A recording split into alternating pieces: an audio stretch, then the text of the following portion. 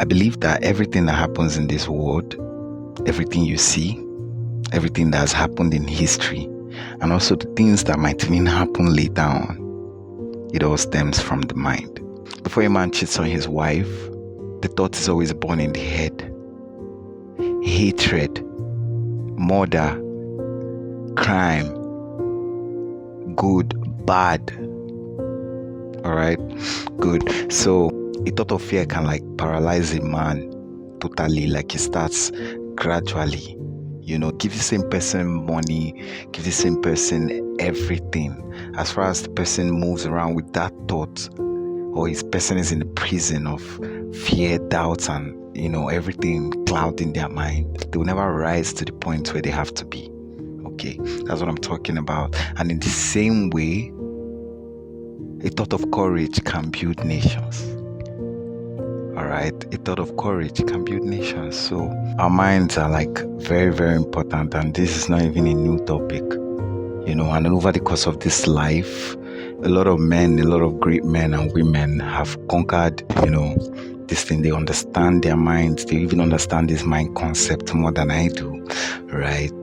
Because if not, a lot of dope-ass things that we have in the world right now won't be born. And that poses a question. If a lot of people understand the mind and how it works, and we've been able to, as human beings, we've been able to achieve a lot in the world, use our mind for the greater good and all, why do you think that we have not been able to, conquer our own humanity indifference? I don't know how to put this, but it's crazy. Like, why do you think that till now, we as humans, we've still not gotten it right? If we have achieved so much through the power of the mind, then why do we still fail to understand ourselves? All right? Why do we still fight wars? Why do we still create enemies? Why do we still struggle to love ourselves? And that is why this topic is the subtle art of looking within. The subtle art of looking within. Like looking within ourselves. Like we need to start looking within, like inside. Okay, that's how we change the world. Okay, so when you look within, you will find that our worst battles, they were never fought outside. Our worst battles are in our minds. All right, it's never outside. It never started outside. It all started in the head. The way we think of ourselves, the way we think about other people, that is what shapes how we move and act towards each other. All right, that is where I'm headed. Now let's imagine a young man got his heart broken. His girlfriend leaves him, and in that pain, he reflects the scenario over and over again. He cries, and then he feels unworthy. And then maybe finally his mind settles in on one thought. She probably left him because I wasn't enough. She probably left me because I didn't have money. She probably left me because I couldn't level up. Now we've already established that the mind is powerful. And when it lashes to an idea, it can push a person to act. So out of that heartbreak, this young man decides to reinvent himself. He decides, I need to get money, and then he decides to build himself up. He stays dedicated, and eventually he will make it. Eventually he makes it. He gets the money. But here's the question. How do you now think this man, would see women? How do you think he would act around them? Even if it's 10 years later, he may still carry that belief that women only care about money. He might look at every woman as a gold digger, because his mind has connected heartbreak with the lack of money. Thank God he shaped his mind to work hard and succeed. But notice that while he faced one part, more like while he fixed one part, he also damaged another aspect, because he never questioned all his thoughts. He never asked, what was it really about money? Or were there other lessons that I needed to learn about myself, about love, and about how I handle relationships, how I handle things, how I talk to this person. There's a lot, but that's the danger of the mind. It can build, but if you do not examine it deeply, it can also trap you. You get. Also, think about the child in school. He answers a question with confidence, but he's wrong. The teacher scolds him. The class laughs. In that moment, man, the child makes a decision that it's safer to be quiet than to be wrong. You get. Now, fast forward, and that child grows up, and he's in a meeting. He has an idea, but he feels things deeply. But then he swallows his words. He avoids conflicts. He avoids the risk. And on the outside, people might think he's calm, he's gentle, and he's reserved. But on the inside, he's at war with himself. And because his mind has been silenced by a single moment in the time that his mind never questioned. You see? So, the mind is powerful, but it also doesn't tell us the full story. It only tells us the version that we accept. Get. The two angles I gave earlier, they touch just one perspective. But let's be honest. One of the biggest reasons why we fail to genuinely love each other is because of the victim mentality that we carry. Yes. When something happens, our first instinct is to judge it from what has been done to us. Rarely do we stop to ask that why would this person do this thing to us? Like, what's making this person act this way towards me? Take that young man years later in the meeting. People look at him and they only see the present. Well, I don't expect them to understand how he was shaped by years of silence and rejection in the classroom. Or take the man who calls every woman a gold digger. He's not completely wrong, but he forgets the other side. The other side of the story where, he might have been the boyfriend who was always moody, who always had like a bad energy, or maybe he has this, mad ass reaction, to life, to what he's feeling inside.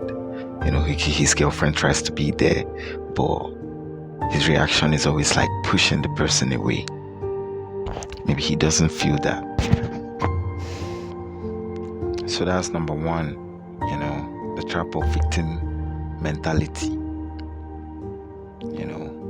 We always see the pain they give us, but we do not look to see the pain we give. It's crazy.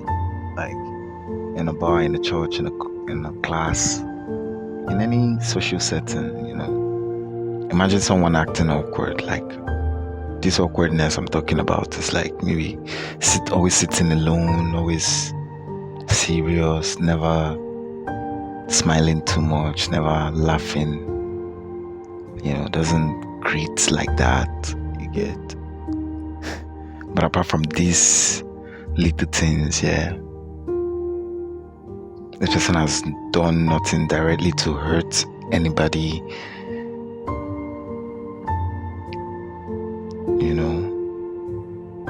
but yet like you find people acting funny on this person too, and their own retaliation is usually crazier. You get. It's okay to not like the person, right? But have you thought why is this person different from everybody? Fine, you might not find the answer, but if this person is not approaching, have you tried approaching? Have you tried? And then another thing is the fact that we do not, I think number two is the fact that we do not really know ourselves. Like we haven't really had time, especially this our generation, we haven't really had time to like sit with ourselves, to understand us, like ourselves, like why we feel the way we feel.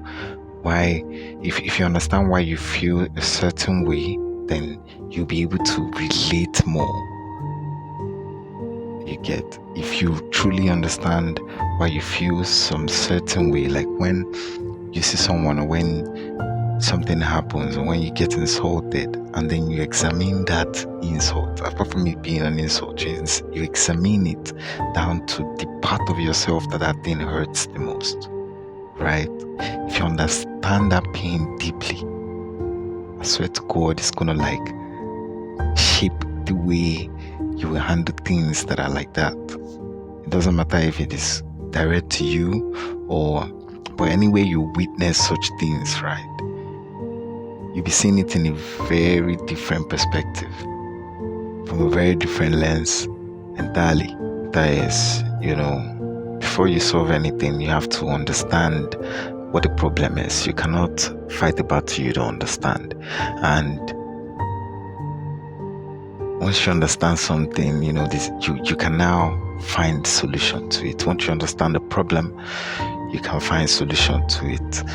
Imagine if in a conflict or in a hard decision or hard communication,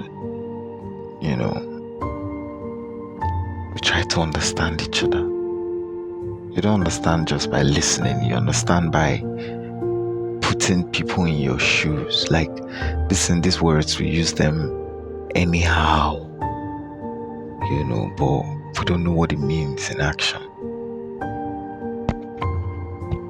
We use it lightly, we use it anyhow, but we do not know what it means. You understand people by putting them in your shoes. Try.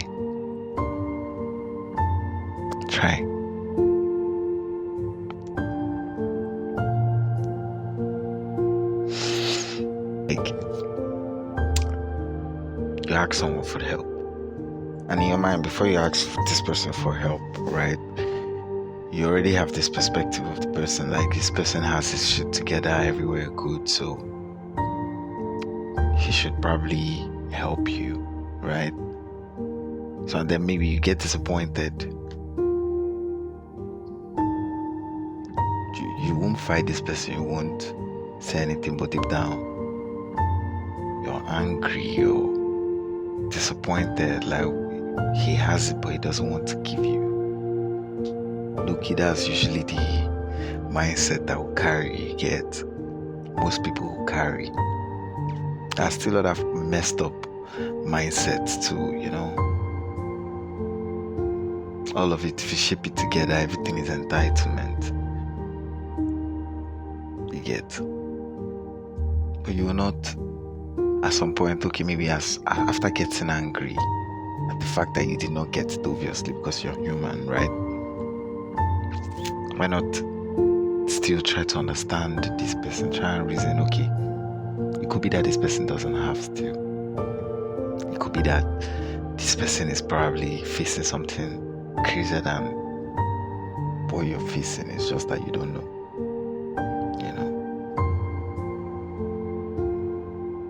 Or don't you think if you do not have and you're asking, there's a possibility that if the other person or the other man doesn't have to, why are you only thinking of the parts where you didn't get what you want? Do you know how easier it would have been if you think of it that way? You would never breed hate, guy. You would never be.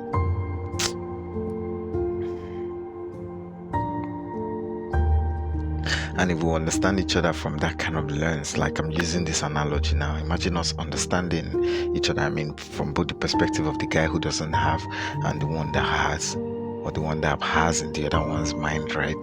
If we understand each other like that, there would be no cause for hate, war, brewing anger. You just feel bad normally as a human being, which if the two of you understand, you still be there for each other in other ways. I don't know if you're getting what I'm trying to say, man.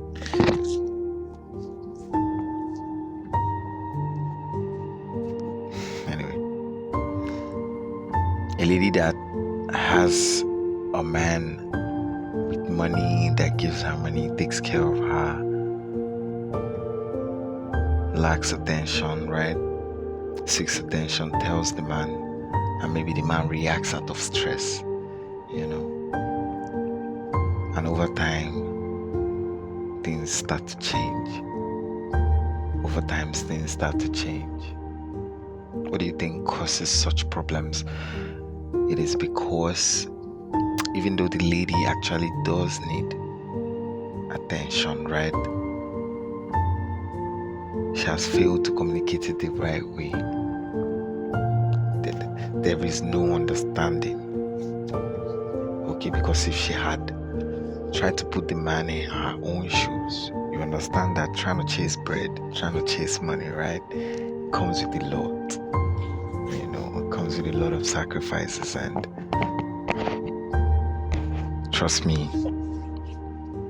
you need your mind and attention to attract a lot of things, comes with a lot. As a woman, if you understand that, I swear you would know how to work it out. Alright? Because the moment you don't understand, that is where a whole lot starts. That's where the argument starts. The argument that never changes, that never stops, that never ends, comes with lack of understanding. Why? The understanding comes again, like I said, from looking within.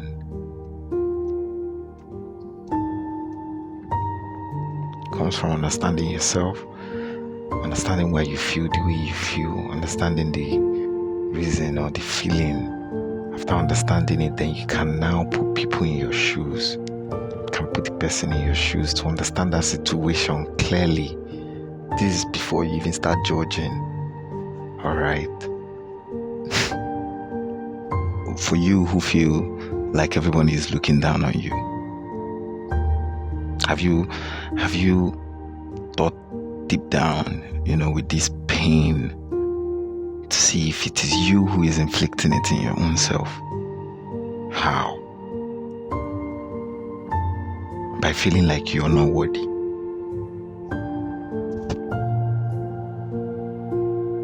The art of looking within, bro.